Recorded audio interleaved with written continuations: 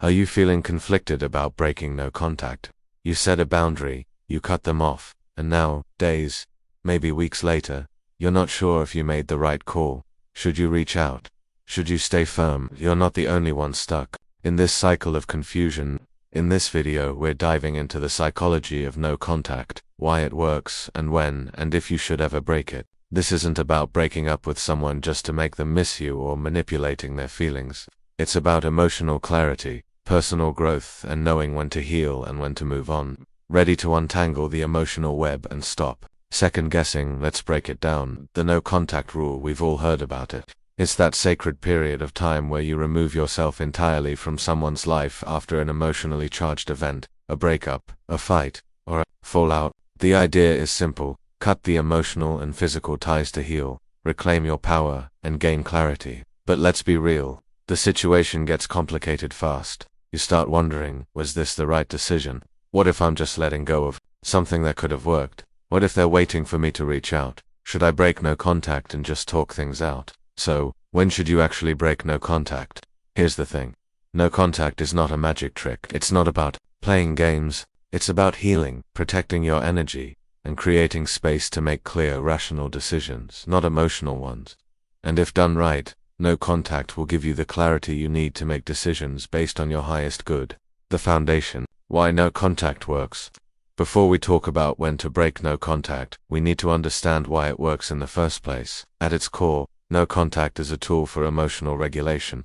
After a breakup or even after a major conflict, your emotions are running high. The impulse is to fix things, to talk things out, to get closure, to feel better right now. But here's the problem. Your emotions are clouding your judgment. In the heat of the moment, we make decisions that are driven by hurt, anger, fear, or loneliness. We don't have the clarity we need to act in our best interest. That's where no contact comes in. By stepping away and removing yourself from the emotional chaos, you create a space for rational thought. You're no longer reacting out of emotion, but instead, responding with logic. You begin to think about what's really important. Is this relationship worth fighting for? Do I respect myself enough to stay away from what's toxic? Can I be happy on my own, or am I relying on this person for my sense of worth? No contact gives you the time to reflect, gain perspective, and start healing. That space allows for emotional growth and personal clarity. But once the dust settles and you've done the work, the question remains, should you break no contact? When it's time to break no contact, let's take a look at some situations where breaking no contact may actually be a healthy decision. 1. When you've healed emotionally, you've been through the emotional roller coaster, and now, you're finally at a point where you're thinking clearly. You've processed your feelings and understood why the relationship ended. Your self-worth is no longer tied to the other person's actions. When you've healed emotionally, you can break no contact, not out of desperation or a desire for closure, but because you're now ready to approach the situation from a place of inner strength. This is the ideal time to reconnect if you genuinely believe it will lead to a healthy conversation or a more balanced relationship. 2. When you're no longer holding on to false hope. One of the biggest mistakes people make during no contact is holding on to false hope. You're not really healing, you're just waiting for them to come back and make things right. But that's not real healing. That's still being emotionally attached, still chasing. When you break no contact out of a place of clarity, where you're not expecting anything in return, it's the healthiest decision you can make. This means you're ready to engage because you no longer depend on the outcome to feel validated. You're acting from a space of self-respect and understanding. 3. When you've gained perspective and self-awareness, no contact isn't just about removing someone from your life. It's about taking time to learn about yourself. Why did things go wrong? What patterns did you contribute to the breakdown? What lessons can you take forward? When you've truly learned from your mistakes and taken accountability for your part, breaking no contact might be your next step. You can move forward with the right intentions, either to rebuild the relationship or to find closure. For when you're prepared to have an adult conversation, if you're going to break no contact, it needs to be with the intention of having a mature.com and constructive conversation. You can't break no contact just to argue, get revenge, or demand answers. That's not growth. You need to be prepared to approach the situation with emotional maturity. If you feel like you can have an honest, respectful discussion without letting old emotions take control, that's when it's time to break no contact, when it's time to stay away. Now, let's talk about the flip side.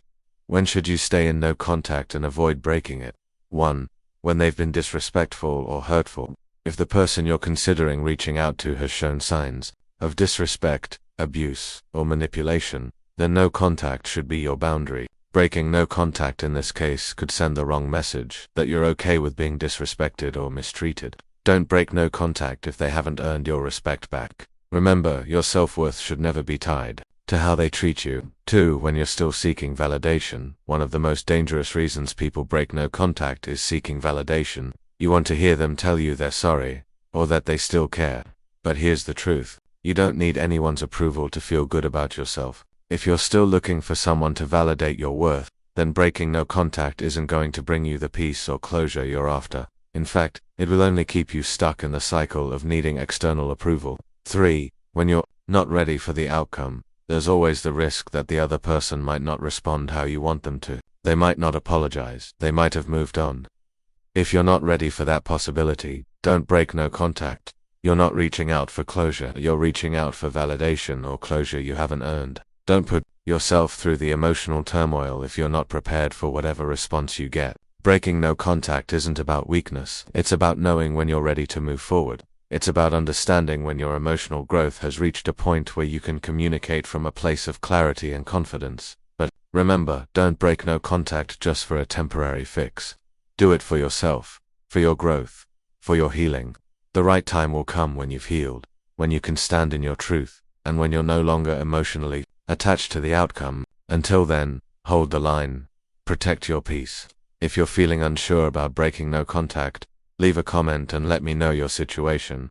We can talk about it together. Don't forget to subscribe for more deep dives into relationships, personal growth, and emotional intelligence. The illusion of missing you versus reality. Now let's dive into something that gets so many people trapped. The illusion of being missed versus actual emotional change. Time apart doesn't guarantee healing. It doesn't guarantee growth. It doesn't mean they've become a better person or now understand your worth. What it does is create space, and that space can do one of two things. Remind them of your value, or remind them why they walked away. That's why no contact is not a magic spell. It's a mirror, a test of both your self-respect and their emotional maturity. So if you're thinking of breaking no contact just because you miss them, pause. That's your emotions talking, and emotions are temporary. You have to ask yourself, do I miss them, or do I miss who I was when I was with them? Because often you're chasing a version of yourself you haven't become yet. Signs, they're reaching out for the right reasons. If someone breaks the silence and reaches out, it's not always a good sign. Here's how to spot when it's genuine and when it's just a test. Genuine reconnection, they take accountability. They speak with clarity, not confusion. They acknowledge their wrongs without blaming you. Their energy isn't desperate, it's peaceful. Toxic check-ins. I was just thinking of you. Hey stranger, do you still hate me? Or worse, can we still be friends? These messages aren't real efforts. They're breadcrumbs, just enough to keep you emotionally hooked. And if you take the bait, you've just shown them your boundaries were negotiable. So be very clear, not every text deserves a reply. Rebuilding versus rewinding. Okay, let's say they come back. They're serious. They've done the work. Now what? Now you rebuild. But don't fall into the trap of rewinding. You don't go back to how things were. You build something new with new boundaries, new rules, and a new version of yourself. If they're still expecting the old you, the one that tolerated their games, their distance, their silence, they don't deserve this new version. They have to meet you at your level now, not the level where they left you. Remember, if someone truly respects you, they'll come, correct. If someone truly values you, they won't risk losing you again. You're not just waiting, you're evolving. Here's where most people misunderstand no contact. It's not just waiting, it's evolving. You're not sitting in the dark hoping for a phone call. You're building your peace, your presence, your power. You're becoming so magnetic that whether they come back or not, you've already won, because you didn't chase, you didn't fold, you didn't beg. You became the version of yourself that they'll never forget, even if they're not meant to come back. When you should never break no contact. Let's be real. There are times when breaking no contact is not just wrong, it's dangerous to your healing. If they ghosted you with no explanation, cheated and justified it, abused you emotionally or mentally, gaslighted you when you tried to express your needs, reached out only to hurt you more, told you they're talking to someone else but miss you then, your silence isn't punishment, it's protection. Your peace is not a bargaining chip. You don't sacrifice your progress for closure that will never come. You don't restart cycles that nearly destroyed you just because you're feeling nostalgic on a lonely night. You stay cold, you stay focused, you choose you. If you break no contact, do it with power. Now let's say just maybe, there's a real reason to reconnect. The situation was complicated. There was mutual hurt. You've both healed. You want to talk, then here's the rule. Break no contact with power, not emotion. That means you don't text, hey. You don't ask, how have you been? You don't say, I miss you. You reach out from a place of clarity, calmness, purpose. Try something like, hey, I hope you're well. I've been reflecting on everything and I believe a mature conversation could bring us peace, regardless of the outcome. Boom, that's emotional maturity. That's cold composure. That's you, in control. Break no contact when you've detached emotionally. Here's the truth. You don't break no contact when your emotions are high. You break it when you no longer need to. That's when you have the most power, because now, you're not reaching out for comfort, you're reaching out with clarity. You're no longer operating from fear. You're not afraid to lose them. You're no longer seeking validation. You're not reacting, you're responding with purpose. And ironically, that's when they'll feel it the most. Because nothing shakes someone more than realizing the person they once had no longer needs them. Let the silence speak for you. Sometimes the most powerful message you can send is none at all. You don't owe explanations. You don't need to prove your worth. You don't need to make them see what they lost. Your silence is a mirror, and the longer it lasts, the louder it gets. Let them feel it. Let them sit with it. Let them wonder why someone who used to beg now walks away without looking back. Because that's growth. That's glow. That's your new standard. Final words, what you need to hear right now. If no one has told you this yet, let me say it clearly. You are not too much to love. You are not hard to care for. You are not asking for too much. You are simply asking the wrong person. You are allowed to walk away. You are allowed to stay silent. You are allowed to choose yourself. You are allowed to rebuild your life without explaining yourself. You are allowed to go no contact permanently. And you're allowed to never look back. Because breaking no contact isn't about getting them back. It's about asking yourself, do they even deserve access to me anymore? If the answer is no, then you already know what to do. If this hits you deep, then you're not alone. You're evolving, you're rising.